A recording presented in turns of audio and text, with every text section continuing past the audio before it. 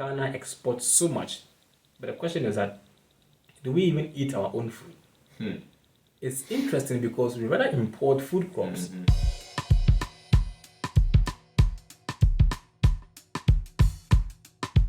What was an example of you said the Metropole and like satellites?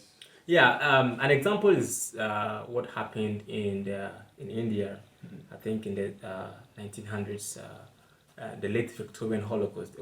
There's a book written by Mike Davis, chronicling all of that, how it happened.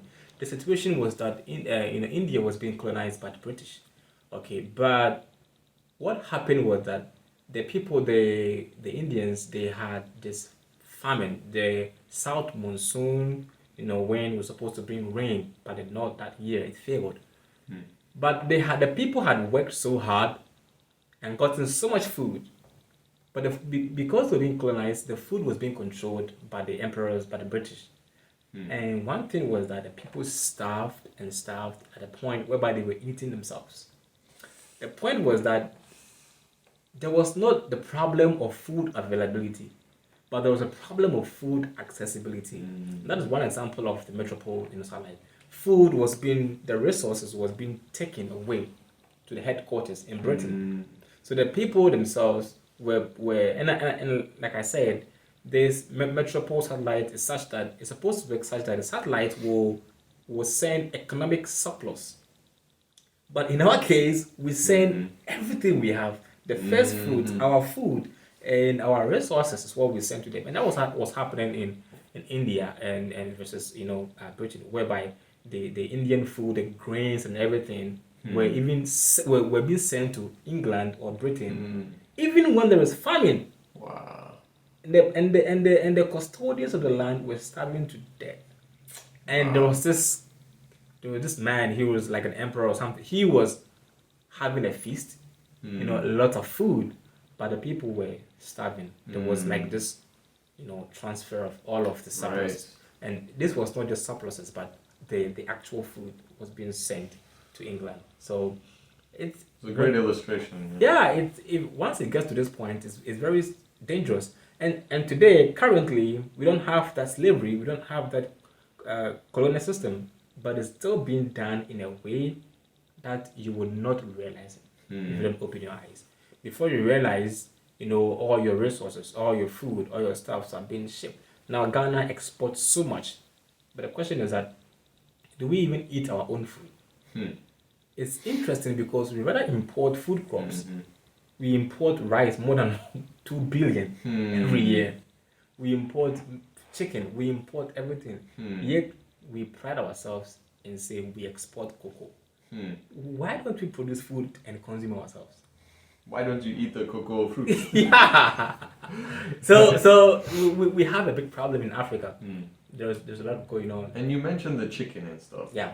So you spoke to me the other day about what was it?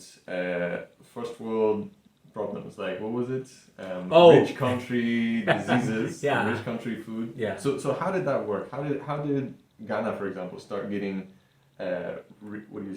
wealthy country diseases? How did that happen? So it all began with this thing called globalization, where we have the foreign direct investments, and it began from the 1983, the structural adjustment program, where the Bretton Woods institution, the IMF and the World Bank, they kind of said, if you want to bail you out, then you have to follow these rules. And some of the rules were that government was not supposed to intervene in any agricultural stuff, and the government is supposed to give in to companies or investors who are coming from outside. So in Ghana, if you come, we have KFC, we have Taco Bell, we have Coca-Cola, we have all of the fast foods. And ordinarily, there are some diseases that we say these are poor man's disease because they're infectious. Like what? Like malaria, like some, flu and all of that. We know these are kind of poor man's disease, But there's also a rich man disease, like the cardiovascular diseases like diabetes, those kind of diseases. Cancer. Obesity and all of that, cancer and all of that. But now Ghana is facing what is called the double protracted disease, whereby we are faced with comorbidity. We have both the rich man's disease and the poor man's disease. Hmm. Now we have migrated into eating a lot of this food which are not healthy. Like the fast food. Like highly processed chickens. Like highly processed food. Like all of these sauces that is being done in Ghana, like the fast food, that's oily, fat, and a lot of highly processed stuff that we eat. So you can imagine that all of these foods, because honestly, in America, hunger has taken a new form. People are hungry, like in America, but unlike those years whereby hunger would take the shape of a skinny person, in America, the face of hunger, the new face of hunger is obesity. So somebody lacking nutrients. Yeah, somebody is obese, and normal sense the person should be fine, but the person is so much hungry, the person is food insecure. And we are facing the same thing in Ghana now. In other African countries, people are obese, people are suffering from heart diseases, people are suffering from cancer, from what we call the rich man's disease. So basically what you saw is that people who start eating like Westerners, particularly Americans, start looking like Americans, and then start feeling like Americans, sick, and then they start actually dying like Americans. Yeah, whilst not being able to get rid of the poor man's disease. While dealing with infectious because disease. If you look at the developed countries, if you look at the demographic transition model, you can see that countries kind of progress, and the first world countries, as we call them, they have overcome these common diseases that are able to kill people, like infectious diseases. But in Africa, currently, we are still facing malaria killing people. We are still facing some kind of infectious diseases going on in the country. Right. The problem is that we are facing that disease in addition to the new diseases that are caused by our diet, changes in diet.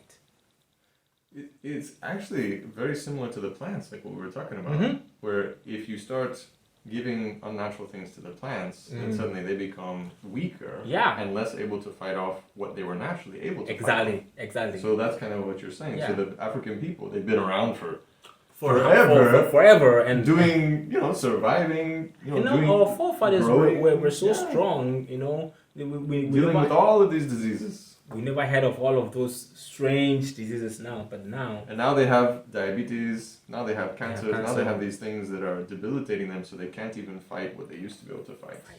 And now, so it compromises the immune system so fast.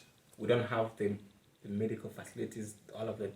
And so the lifespan becomes very short. Wow. So, going back to the same thing, what you have, what you grew up eating, what your parents and grandparents grew up eating and farming and doing. You should stick to that.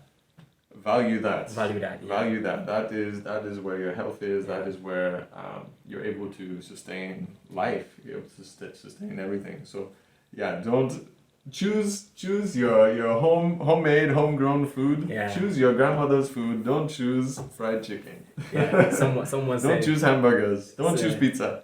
Somebody said, if you don't let your food become your medicine, your medicine will become your food. Hippocrates, if you don't let your food become your medicine, a time will come you take medicine as your food. You always be taking medicine because you are so sick that you have to keep on taking medicine. Oh yeah, right. So the opposite of that. Yeah. So if you're to where I always joke with people around here that you take your heart medicine so that you can keep eating your bacon. Yeah. But if you're eating poorly, then you're gonna have to take medicine to counteract the bad stuff that comes out. Right. But Hippocrates said the opposite, which was let thy medicine be thy food and thy food thy medicine. Yeah. So eat things that will make you healthy. That way you won't need to have to. That will be your medicine. Chemicals in your body. Yeah. Fascinating. Wow. Well, thank you again so much. Yeah.